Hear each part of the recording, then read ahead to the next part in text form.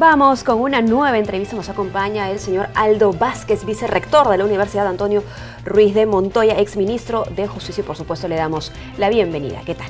Encantado de saludarla, muy amable. A usted muchísimas gracias, señor Vázquez, por acompañarnos. Mientras muchos peruanos estamos en la expectativa y a la espera del referéndum, ¿no es cierto?, para esta tan esperada reforma política y judicial, es bueno también conversar sobre aquellas reformas que quizá no necesitan cambios en la Constitución. Así es, efectivamente. Hemos perdido un tanto de vista el hecho de que el Poder Ejecutivo ha remitido un conjunto de proyectos de ley al Congreso de la República para trabajar en torno de la reforma del sistema de administración de justicia. Y esto es muy importante porque varios de estos proyectos, efectivamente, como usted señala, no necesitan de reforma constitucional, sino que más bien son modificaciones a leyes vigentes o son más bien nuevas disposiciones legales que podrían contribuir a la reforma. Yo diría que la más importante de ellas tiene que ver con la creación de un consejo para la reforma del sistema de administración de justicia. En verdad este es un tema largamente planteado desde la existencia de la Seriajust, todos recordamos, en los primeros años de este siglo.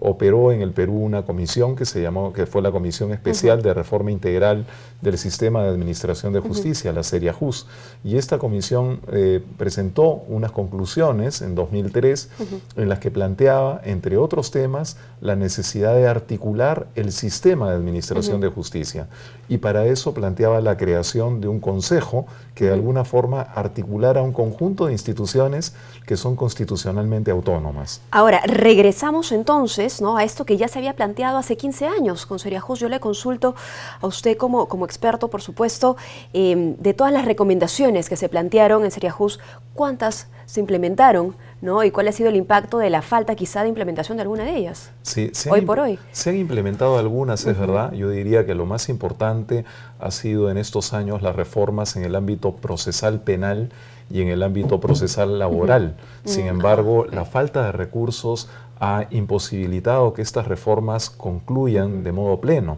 De hecho, la reforma procesal penal todavía no ha terminado de ingresar al distrito judicial más importante del país, que es Lima. Recién está en ventanilla. Entonces, casi la mitad de los procesos penales en el Perú todavía se regulan a través del antiguo Código de Procedimientos Penales y no del nuevo Código Procesal Penal. Pero desgraciadamente, como somos testigos, no hemos podido lograr todavía una eficiente reforma del sistema de administración de justicia que lo haga más célere, más transparente, más previsible. Y poniéndolo en una balanza justamente, ¿cuánto hay de la falta de presupuesto y quizá la falta de voluntad política para que efectivamente esta reforma se dé, ¿no?, o se vaya dando en el camino, ¿no?, y no tengamos que regresar a un documento de hace 15 años? Es verdad, ¿no? Uno de los temas fundamentales tiene que ver sin duda con la disponibilidad de recursos. La justicia y en general la inversión en institucionalidad es una buena inversión para el país. El Foro Económico Mundial, que se reúne anualmente en Davos, insiste año tras año que el mayor problema del Perú en términos de competitividad es la carencia de una institucionalidad sólida. Y entonces plantea al Perú la necesidad de fortalecer sus instituciones. Hoy mismo estamos viendo cómo es que la calidad y el deterioro de nuestras instituciones puede terminar afectando no solo nuestra convivencia social, sino además también nuestras propias posibilidades de progreso y de desarrollo económico. Entonces, hay que invertir también en institucionalidad y particularmente en justicia, porque los costos de no hacerlo son muy altos. Toda esta coyuntura tendría que verse como una oportunidad de mirar también hacia uno de los poderes más importantes, porque siempre hemos mirado hacia el Ejecutivo y el Legislativo. Sí, yo creo que es correcto. Esta es una gran oportunidad. Y permítame usted describir los costos que tiene para nosotros el tener un sistema de administración de justicia que no cumple las expectativas ciudadanas. En primer lugar, el costo de la corrupción. Todos sabemos que, según estudios del Banco Mundial, de Transparencia Internacional, de la Defensoría del Pueblo, la corrupción le cuesta al Perú el 10% del presupuesto general de la República. Eso para el 2018 representan casi 16.000 millones de soles, el costo directo de la corrupción. El costo de la inseguridad ciudadana representa 3 puntos del Producto Bruto Interno del país. Eso significa 6.000 millones de dólares, cerca de 20.000 millones de soles. Solamente esos dos costos representan 5 puntos del Producto Bruto Interno del Perú, alrededor de 30.000 millones de soles. Entonces, podemos preguntarnos, es legítimo interrogarnos si no hay una relación entre esos costos y la sensación de impunidad que se vive muchas veces en nuestro país. Entonces, no habría una sensación de la misma magnitud si es que nuestro sistema de administración de justicia fuera más eficiente. Y cuando hablamos del sistema de administración de justicia, hay que entender que no solamente hablamos del Poder Judicial, sino que es un sistema complejo que lo integra el Poder Judicial, el Ministerio Público, la Policía Nacional, el Instituto Nacional Penitenciario, la Defensa Pública, los procuradores del Estado, un sistema complejo que es necesario articular. ¿Y ellos serían justamente los integrantes de este Consejo para la Reforma? Efectivamente, ¿no? Efectivamente. Los integrantes de este Consejo para la Reforma del Sistema de Administración de Justicia serían el presidente de la Corte Suprema, el fiscal de la Nación, el presidente del Tribunal Constitucional, y en fin, el conjunto de instituciones constitucionales autónomas que integran este sistema. Pero la novedad en esta propuesta, porque incluso durante el gobierno anterior, a mí me cupo el honor de plantear un anteproyecto de ley para la creación de un consejo de esta misma naturaleza. Sin embargo, la propuesta que ha hecho ahora el Ejecutivo suma al presidente de la República, de tal manera que el propio presidente de la República presidiría este consejo en caso de ser aprobada esta norma, lo cual tiene también sus beneficios porque supone el liderazgo del jefe de Estado respecto de una reforma largamente sentida por la población. Todos trabajando bajo los mismos lineamientos, ¿no? Ahora, mientras se espera, ¿no es cierto?, ciertas modificaciones, o en este caso la creación del Consejo, ¿cuál es la respuesta de los actores que formarían este Consejo? Es decir, la voluntad, podemos decir, está expresa para la creación de este Consejo y para trabajar definitivamente en esta reforma del sistema judicial. Yo diría que sí, porque en esta misma propuesta que me cupo hacer a finales del gobierno anterior y que fue publicada en el Diario Oficial del Peruano en julio de 2016, trabajaron ya esas mismas instituciones y luego la misma propuesta fue acogida por el nuevo gobierno y el Acuerdo Nacional por la Justicia, que agrupa a los titulares de estas instituciones, hizo suyo nuestro proyecto.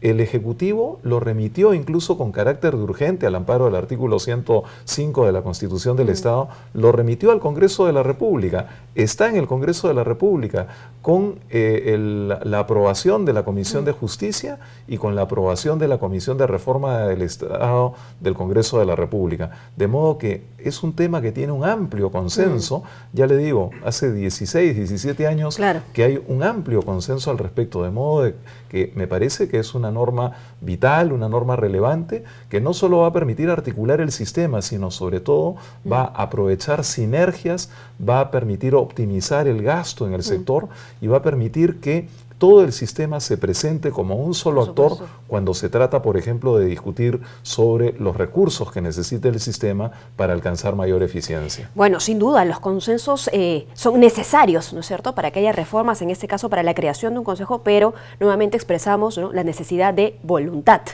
¿no?, para que efectivamente se cree. Siguiendo con los proyectos que se han presentado y que buscan justamente modificaciones, ¿no?, o creaciones, me gustaría hablar sobre la creación del sistema fiscal especializado en delitos de corrupción de funcionarios. Sí. ¿Eso en qué va? Sí, bueno, de lo que se trata sin duda en ese caso es de fortalecer la actuación del Ministerio Público en lo que se refiere a la persecución de delitos vinculados a corrupción, el cohecho, la colusión, la concusión, la malversación de fondos, que son un conjunto de delitos que tienen que ver con la corrupción. Y entonces el Ministerio Público no ha tenido hasta ahora una Fiscalía Suprema especializada en delitos anticorrupción, en delitos de corrupción. Entonces, me parece pertinente que efectivamente se fortalezca este sistema en el Ministerio Público, de la misma manera que ocurre en el Poder Judicial, porque en el Poder Judicial sí existe un sistema de anticorrupción. Entonces, es lógico que en el Ministerio Público se desarrolle también un mecanismo semejante. Y que la fiscalización, digamos, venga de igual manera y en igual medida, ¿no es cierto?, para todos los funcionarios públicos, incluso para los no fiscales, ¿no es cierto?, que se establezcan esas garantías. Sí, claro que sí. En ese sentido, otro de los proyectos que ha remitido el Ejecutivo al Congreso de la República fortalece, subraya también el tema de la transparencia. Todos sabemos que existe, pues, hay desde hace ya casi 2 décadas, una ley de acceso a la información pública y de transparencia. Sin embargo, la propuesta ahora agrega a esa norma un capítulo específico sobre la necesaria transparencia que tiene que haber también en el Poder Judicial y en el Ministerio Público. Algunos han cuestionado esto porque señalan que ya era innecesario, puesto que la ley de transparencia vigente era aplicable a todas las instancias del Estado. Pero no está de más tampoco subrayar la necesidad de que el Poder Judicial y el Ministerio Público sean, por supuesto, objeto y sujeto de acceso a la información pública hay y de muchas cosas que tienen que subrayarse, ¿no es cierto?, en esta lucha contra la corrupción. Nos queda solo 1 minuto y lamentablemente sí, pues hay muchas más iniciativas que podrían llevarse a cabo para la reforma de nuestro sistema de justicia. ¿Con qué le gustaría a usted concluir? Bueno, yo insisto en que lo fundamental hoy día es la articulación, pero más allá de las normas, por supuesto sabemos bien que lo que importan son las personas. Si las personas no son las adecuadas, entonces difícilmente podremos tener un sistema con las condiciones que deseamos. Y entonces creo que también habrá que apuntar y fortalecer la formación de los futuros jueces y fiscales, tanto en los aspectos académicos como sobre todo en los personales, en lo que se refiere a la probidad, a la idoneidad ética de los jueces y fiscales, sin lo cual no hay reforma posible. Por supuesto. Muchísimas gracias, por habernos acompañado, por su reflexión tan necesaria en este momento en el que de repente estamos solo enfocados al referéndum y dejamos de lado, ¿no?, todo aquello en lo que ya podría irse trabajando. Hemos conversado con Aldo Vázquez, vicerrector de la Universidad Antonio Ruiz de Montoya. Aquí está.